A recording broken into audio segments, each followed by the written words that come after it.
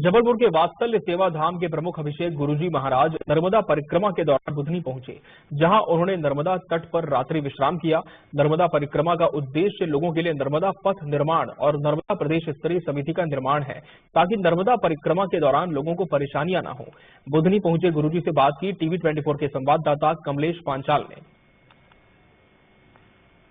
इस समय बुधनी के नर्मदा घाट पर हम मौजूद हैं और बुधनी में जबलपुर के वात्सल्य सेवा धाम के संस्थापक आदरणीय राजपूत जी जो नर्मदा परिक्रमा कर रहे हैं और यहाँ पे बुधनी पहुंचे हुए हैं, तो हम इनसे जानने की कोशिश करते हैं कि किस तरीके के इन्होंने संकल्प लिया हुआ है और क्या कुछ इनकी योजना है। सर, मैं आपसे जानना चाहूँगा, आपने परिक्रमा कब लिया था और इसका मुख्य उद्देश्य जन हितैषियों के लिए क्या कुछ रहने वाला है? मात नर्मदे।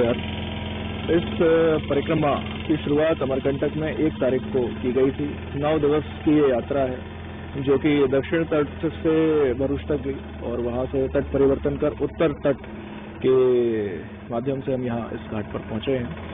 इस यात्रा का सबसे बड़ा उद्देश्य है जो जनमानस के लिए आवश्यक है, एक तो जागरूकता, दूसरा हमारी जितनी भी मध्य प्रदेश में नदियां हैं जो सूख रही हैं, जिनमें जल स्तर कम होता जा रहा है, उनके संरक्षण और उनके व्यवस्थित रखने की, रखरखाव की तैयारी के लिए एक स्पेसिफिक विंग की तैयारी करना, जिसके लिए समस्त जिलों में शाखाएं और व्यवस्थाएं की जा रही हैं।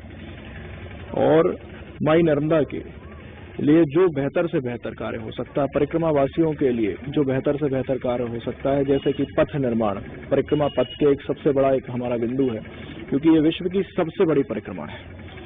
कोई भी इतनी बड़ी धार्मिक परिक्रमा नहीं होती और किसी नदी की परिक्रमा कहीं भी किसी भी देश में कहीं नहीं होती। ये एकमात्र परिक्रमा है जो मां नर्मदा की होती है, इसलिए पथ निर्माण की आवश्यकता बहुत है इसमें, क्योंकि परिक्रमावासियों से हम लोग मिलते रहते हैं, उनकी तकलीफें सुनते रहते हैं, इसलिए आवश्यक है कि उस पथ का निर्माण हो और संरक्षण की व्यवस्था की जाए। तो ये जो आपकी मांगे हैं, ये क्या आप शासन प्रशासन से करना चाह रहे हैं या फिर कोई सरकार से करना चाह रहे हैं?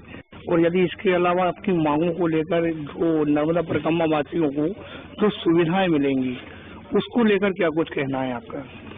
देखिए, मांग जरूरी नहीं है कि हम ये सरकार की बात कहें, ये तो हमारा, देखिए आज भी जो नर्मदा तट पर व्यवस्थाएं हैं वो कोई सरकार नहीं कर रही है, वो समाज सेवी ही कर रहे हैं।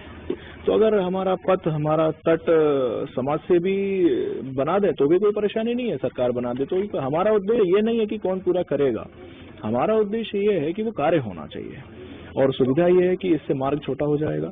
जो अभी बार बार परिक्रमावासियों को रोड पर आना पड़ता है, शहरों के बीच में आना पड़ता है, दुर्घटना के बहुत सारे उसमें स्थितियां बनती हैं, वो सारी चीजें व्यवस्थित हो जाएंगी और वो माई के दर्शन करते हुए तट से माई के परिक्रमा कर पाएंगे। तो बिल्कुल आप देख सकते हैं यहाँ पे जो जबलपुर के आश्रम के जो संस्थापक हैं, उनके परिक्रमा करने के लिए यहाँ पे आए हुए हैं और यहाँ पे परिक्रमा वासियों के लिए जो कुछ व्यवस्थाएं होनी चाहिए उनकी एक अलग से उनकी एक छोटी सी मांग है, जिससे कि परिक्रमा वासियों को असुविधाएं ना हो। कमलेश पांचाल, टीवी 24, बुधनी।